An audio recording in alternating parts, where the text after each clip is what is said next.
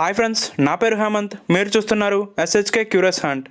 మన మొబైల్లో phone storage ఎప్పటికప్పుడు ఫుల్ అయిపోతూ ఉంటుంది. కొత్తగా ఏదైనా యాప్ ఎక్కిద్దామంటే మరో 2-3 యాప్స్ని కట్ చేస్తేనే కానీ ఆ యాప్ మనకి ఎక్కదు. అలాంటి ప్రాబ్లం ఏం లేకుండా నేను చెప్పే 2 స్టెప్స్ని ఫాలో అయ్యి ఈ ప్రాబ్లమ్ని మీరు సాల్వ్ చేసుకోవచ్చు. సో ఇంకెందుకు ఆలస్యం, లేట్ చేయకుండా వీడియోలోకి వెళ్ళిపోదాం. ముందుగా నా ఫోన్లో ఉన్న స్టోరేజ్ని చూడండి. 89% వరకు ఇంటర్నల్ స్టోరేజ్ నిండిపోయింది. నేను మరింత స్టోరేజ్ కోసం SD కార్డ్ని కూడా యూజ్ చేస్తున్నా. SD కార్డ్లో కూడా 84% వరకు స్టోరేజ్ నిండిపోయింది. ఇప్పుడు మీ మొబైల్ స్టోరేజ్ని ఏ విధంగా క్లియర్ చేయాలో చెప్తా.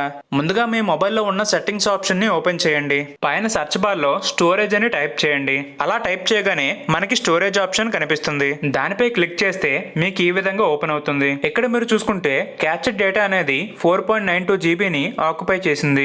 ఈ క్యాచ్డ్ డేటా అంటే మనం వెబ్సైట్ లో కానీ మరెక్కడైనా కానీ మనకు కావాల్సిన దాన్ని సెర్చ్ చేస్తూ ఉంటాం. అలా సెర్చ్ చేసిందంతా కూడా మన మొబైల్లోనే స్టోర్ అవుతుంది క్యాచ్డ్ డేటా రూపంలో. సో దీన్ని క్లియర్ చేస్తే నాకు 4.92 జీబీ అనేది క్లియర్ అవుతుంది. ఇక్కడ పైన మీరు చూసుకుంటే 64 జీబీలో కేవలం 5.86 జీబీ మాత్రమే నాకు అవైలబుల్ గా ఉంది. ఇప్పుడు నేను క్యాచ్డ్ డేటా పై క్లిక్ చేస్తున్నా. క్యాచ్డ్ డేటా మొత్తాన్ని డిలీట్ చేయాలా వద్దా అని అడుగుతుంది. సింపుల్ గా ఓకే పై క్లిక్ చేయండి. ఇప్పుడు ఒకసారి పేజ్ ని రిఫ్రెష్ చేయండి. ఇక్కడ నాకు అవైలబుల్ స్టోరేజ్ 5 జీబీ ఉండేది 10 జీబీకి వచ్చింది. క్యాచ్డ్ డేటా 4.92 జీబీ ఉండేది 90 ఎంబీకి వచ్చేసింది. ఇది మీ మొబైల్లో చేసుకోవాల్సిన ఫస్ట్ సెట్టింగ్. ఇప్పుడు నేను చెప్పే సెకండ్ సెట్టింగ్ ని జాగ్రత్తగా చూడండి, ఎందుకంటే దీని ద్వారానే ఎక్కువ ఫోన్ స్టోరేజ్ అనేది క్లియర్ అవుతుంది.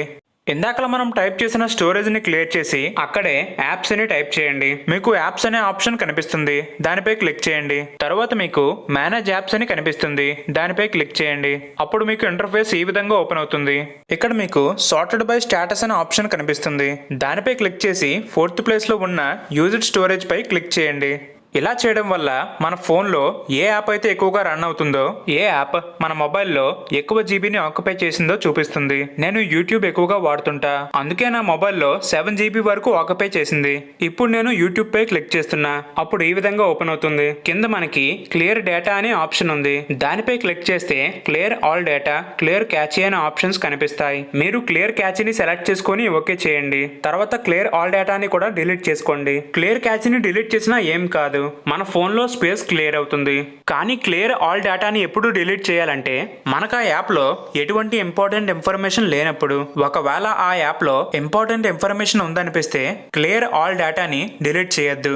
దానివల్ల ఆ యాప్లో ఉన్న ఇన్ఫర్మేషన్ మొత్తం పోతుంది. నాకు యూట్యూబ్ యాప్లో పెద్దగా ఇంపార్టెంట్ ఇన్ఫర్మేషన్ ఏం లేదు కాబట్టి నేను డేటా మొత్తాన్ని డిలీట్ చేసేసా. ఇక్కడ మీరు గమనిస్తే 7 జీబీ ఉన్నది కాస్త 174 ఎంబీకి పడిపోయింది. ఇలా ఎక్కువ డేటాని ఆక్యుపై చేసిన ప్రతి యాప్ యొక్క డేటాని కూడా డిలీట్ చేసేయండి.